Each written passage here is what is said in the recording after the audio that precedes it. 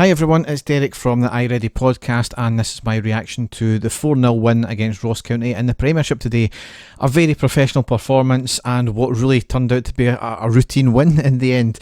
Never really got out of second gear, to be honest. Ross County obviously playing within their own limitations, as you would expect. We expected it was going to be quite a stuffy game, which it turned out to be in the first wee bit of the game. Obviously they were buoyed by the win against Celtic last weekend there. We had to be mindful of that, where they could have been quite dangerous as well, but we played our game and that's all we can do. We played to our strengths, and as I said, we never really got out of second gear. Two changes from the Liège lineup, and rather strangely as well, and for 2020 anyway, is there was 300 Ross County fans allowed in as well. Not that you would have noticed, because they never really made any atmosphere at all. First half, maybe first 25 minutes, we were fully in control. Stuffy final third, Ross County trying to hit on the break, and they in the 25th minute probably had the best chance of the game to that point, when they had the ball on the left at the halfway line. It was a long ball switched to the right on the edge of the box, a good first touch, cuts inside and gets a shot off and forces a great save from McGregor out for the corner.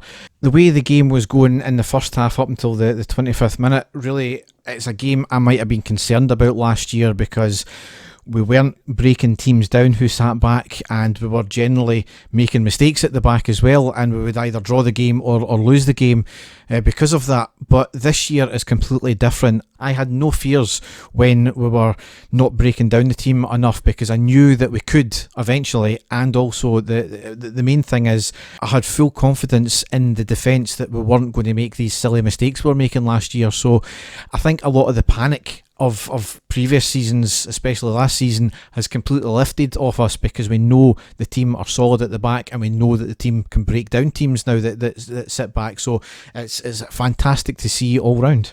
However, from there we must have taken heed from that, because 2 minutes later we went 1-0 up with Roof scoring.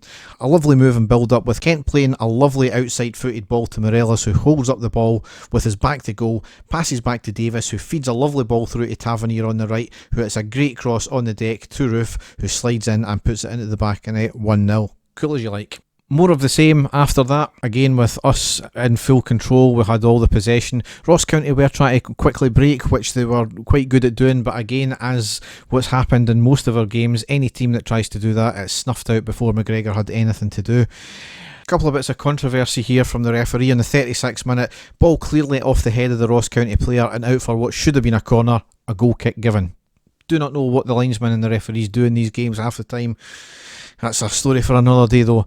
And another bit of controversy on the 44th minute, just before the half-time whistle blew. A shocker of a lunge on Morelos. The Ross County player lost out on the ball, and it looked to me as if he had, tried to take retribution for that. He turned and he just lunged right at Morelos, clearly contact.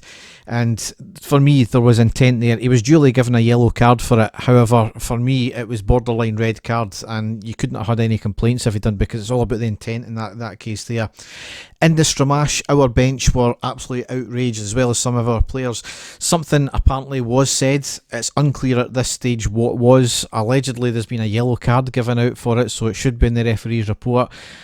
Obviously a lot of speculation online, but to get the players in our bench that enraged, there can only be one or two things that have been said in that respect, so we'll need to wait and see what the comments are from the manager and what comes out from the referee's report as well.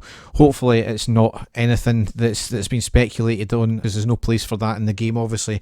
Second half, we're expecting more of the same, a bit of a stuffy performance, but I wouldn't say we upped our game. We just got the goal fairly early on in the 55th minute, and we went 2-0 up with Tavernier scoring.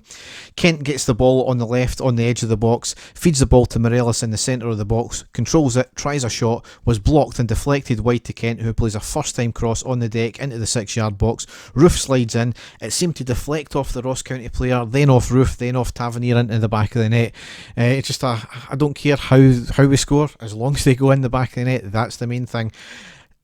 And Tavernier once again keeps up his scoring record. That's 16 goals he scored now. I mean, certainly up for the Sam English Bowl anyway, I would have said, by the end of the season at this rate.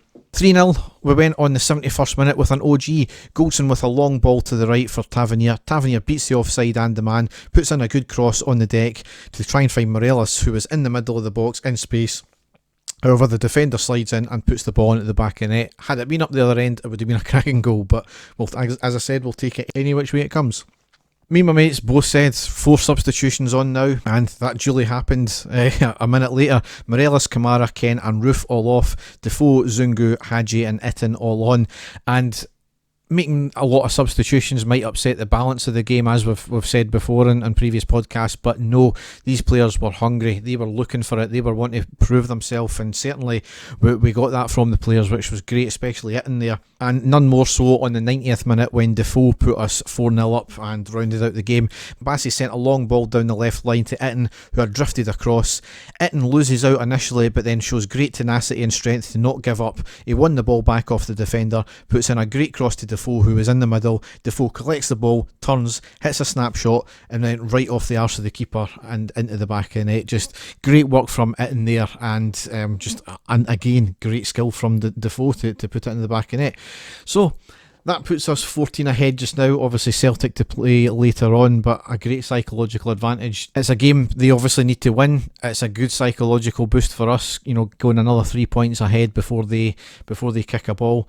We've just got to keep on doing what we're doing, because again we seem unstoppable just now, and we're racking up the goal tally as well, which is incredible to see.